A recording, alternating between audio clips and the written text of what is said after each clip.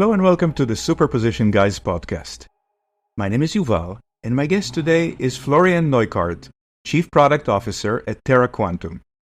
Florian describes the company's broad approach to quantum technologies, its strategy of leveraging research across various fields, the recent announcements of their TQ42 software platform and room temperature superconductivity in graphite, and much more.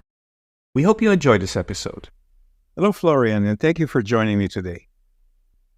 Hi, Yuval. Thanks for having me.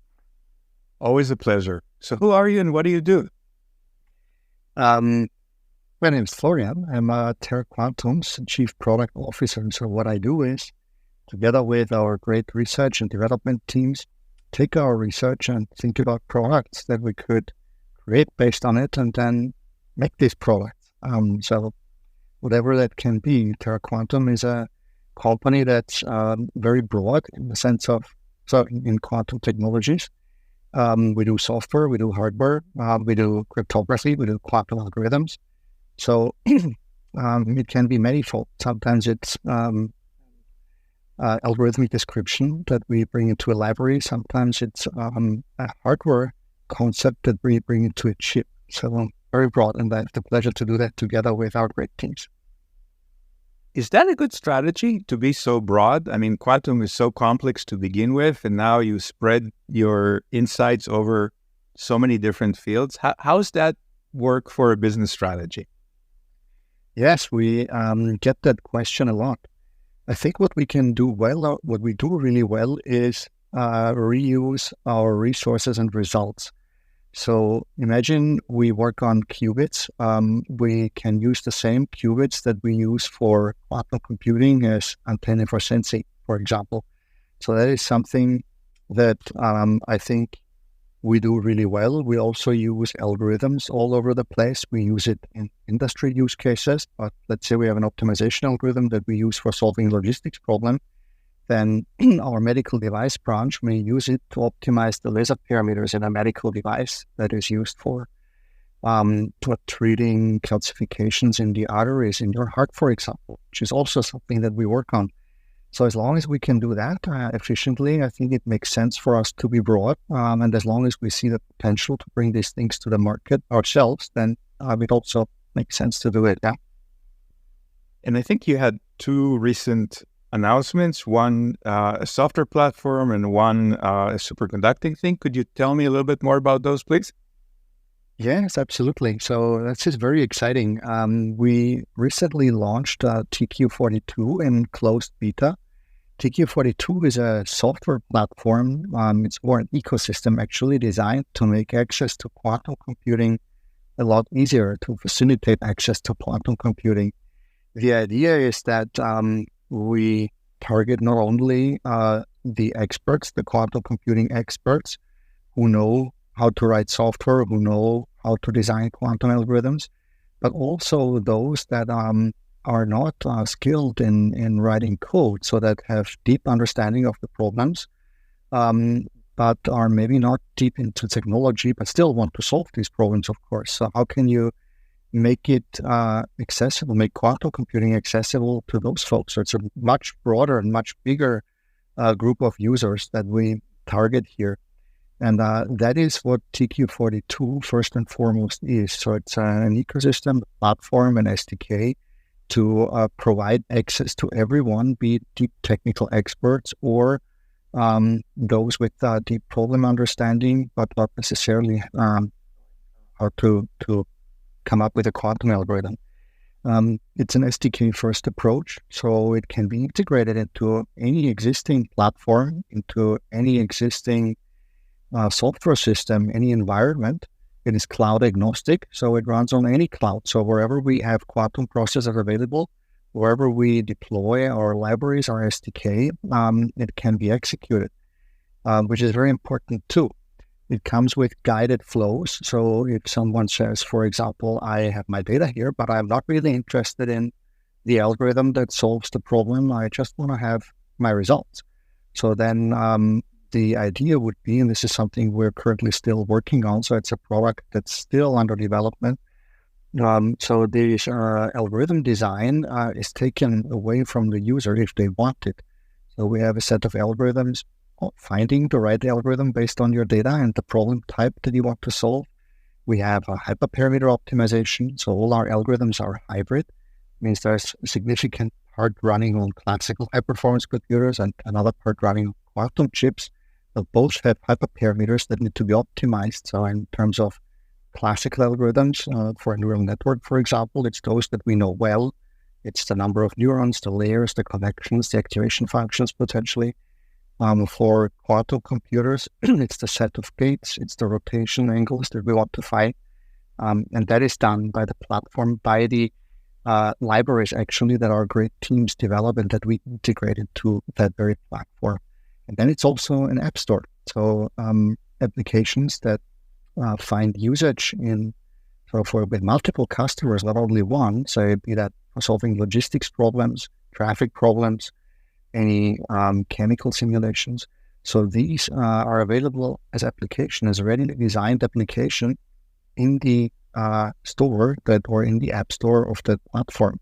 The only thing that a customer needs to do is provide the data in the same way, in the way that we specified in the way that the algorithms have been trained. So that's the only requirement. But other than that, ready to use and ready to deploy. So that is TQ42 in a nutshell. So it's really a lot of things coming together from Terra Quantum in that one platform. And as for the second big news that we recently had, it was our announcement of room temperature superconductivity in graphite. So that is very exciting and has been, so in general, superconductivity and room temperature superconductivity has been in the news a lot. And there were some results that were not always great, doubted, and then sometimes even had to be retracted. And our results now in our experiments, we also make that claim that we can achieve room temperature superconductivity in graphite, in ambient pressure. We're still waiting for third parties to reproduce the results, but our experiments are very solid. So we're very confident that we are on the right track here. That has huge impact. So in terms of the things that we can do, so if we have materials that don't have electrical resistance, could design better sensors, for example. Because anytime you have electrons that you move through a material, you heat it up, you create vibrations, and in a radar system, for example, sensing devices, that is a problem, that is noise. It's also very important for quantum chips. So if you know that superconducting quantum chips, they have to be cooled down at the moment to the millikelvin regime, which is very problematic if you want to scale these systems. So if you want to scale them up, you need more powerful cooling devices to get them still down to the operating temperature. It is challenging. So ideally, at some point, we can get rid of the fridge completely for superconducting devices. Or energy transmission in general is very interesting. If you had cables, superconducting cables that transmit energy or power without loss, that would be fantastic. So if I was an energy company operating a grid, I would be very interested in that. But we're not there yet. So it's just a very fundamental result that we presented. And now it's, again, about developing products based on that new result, which we are now starting. Let's start with the software platform. And a silly question, TQ42, I think I understand where TQ comes from, but what's the 42 part? That was an internal code name, actually. We started with that platform, and we wanted to, and still want to, make quantum computing access to it very simple.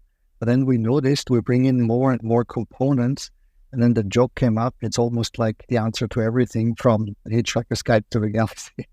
And that's why TQ42 came as an internal code name, and it stuck. So now it's also the external name. And that's how it came about. There's a school of thought that quantum algorithms need to be optimized for particular machines. Different machines have different number of qubits and different error characteristics and different gates that they do better.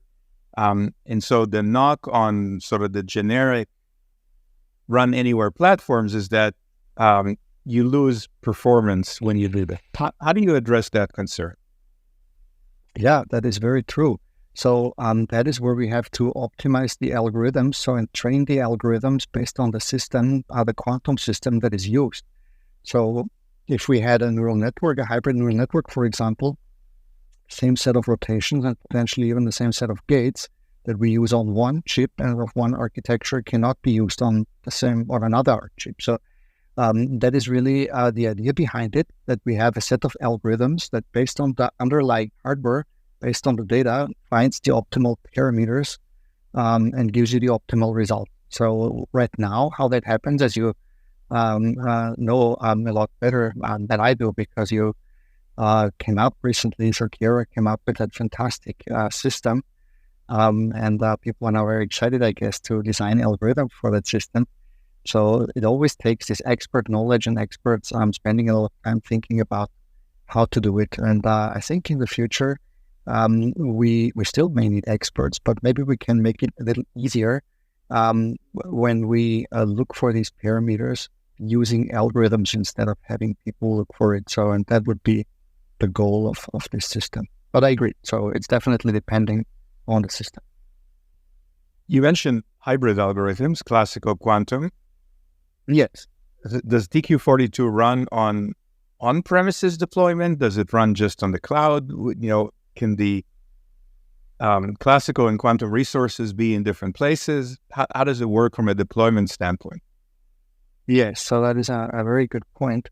It is a cloud-first approach, so it runs in the cloud. Let's say we deploy on one specific cloud, then the requirement would be that through that specific cloud, either a simulated quantum processor or physical quantum processor is available. So that is the requirement if you want to run it on one cloud environment. For the future, we may think about splitting it up. Say you have high-performance computing resources in one cloud and quantum processor in another cloud.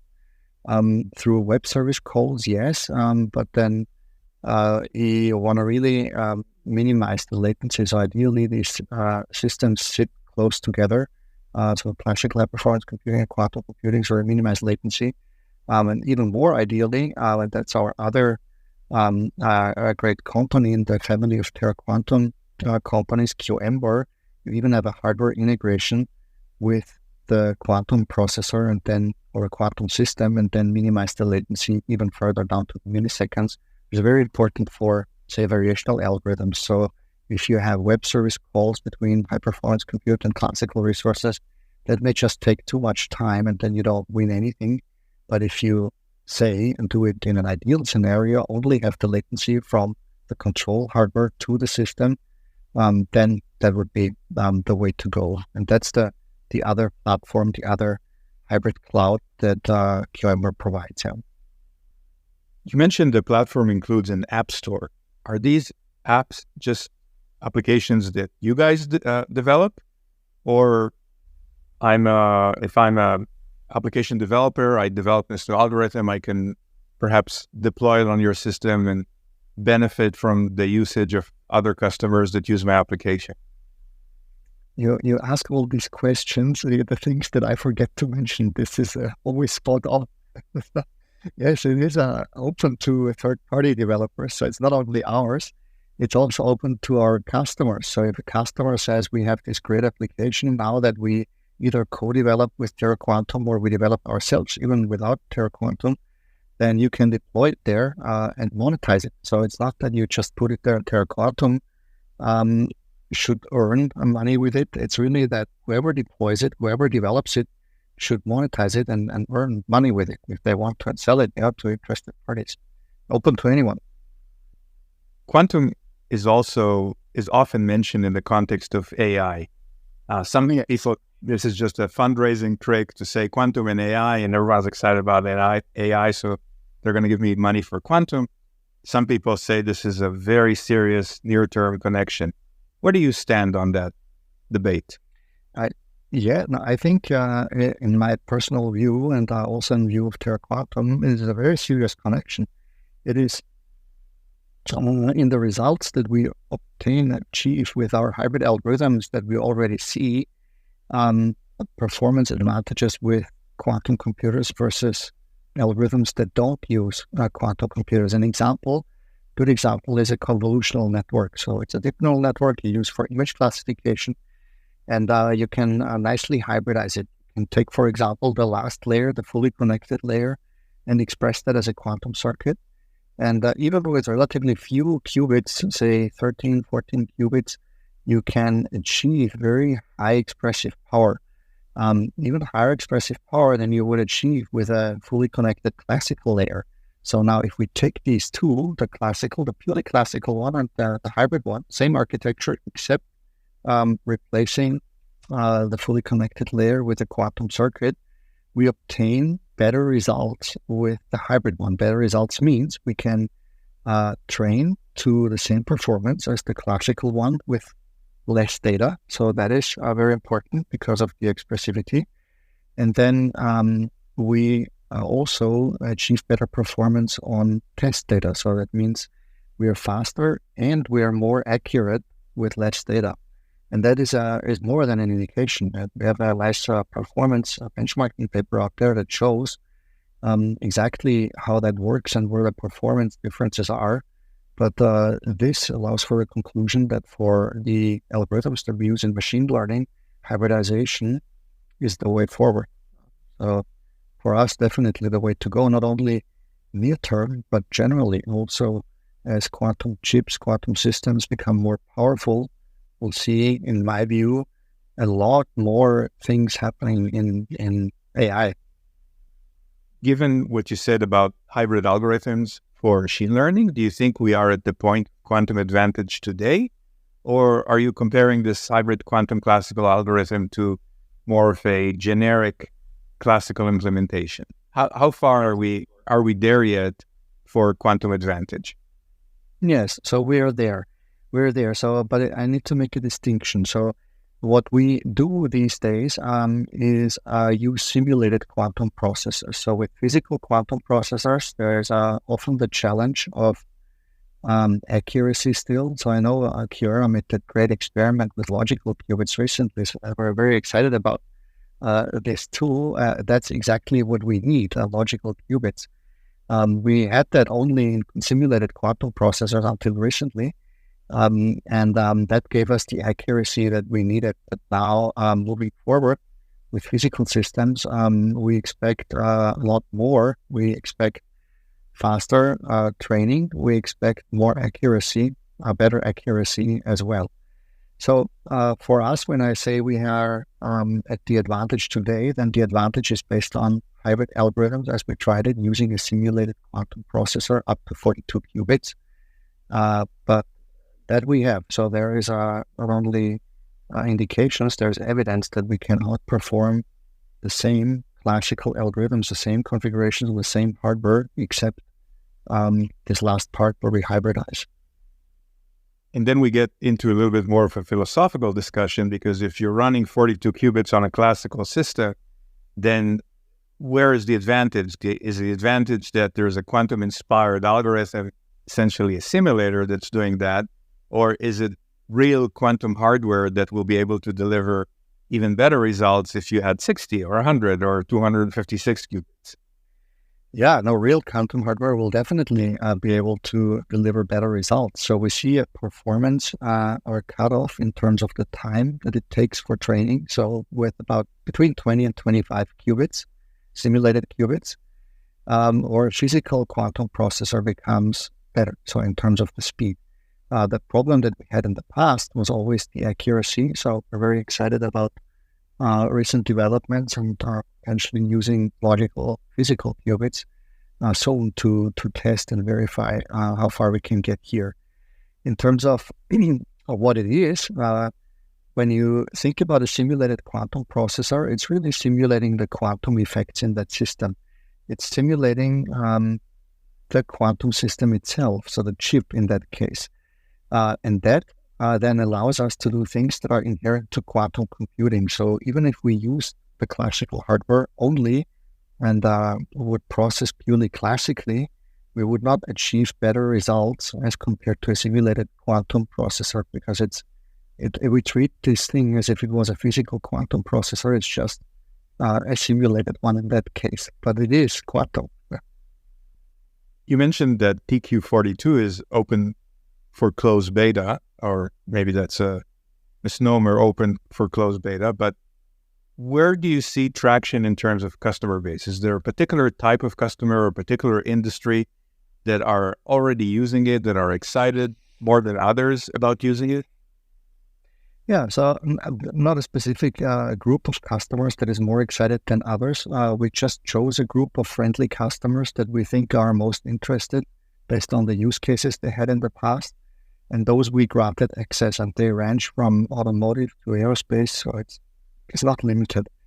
And we collect feedback, and soon, once we're done with this feedback phase, implement changes, and then later in the year, make it generally available. That will be then exciting, and to see how the broader user base will accept it and receive it.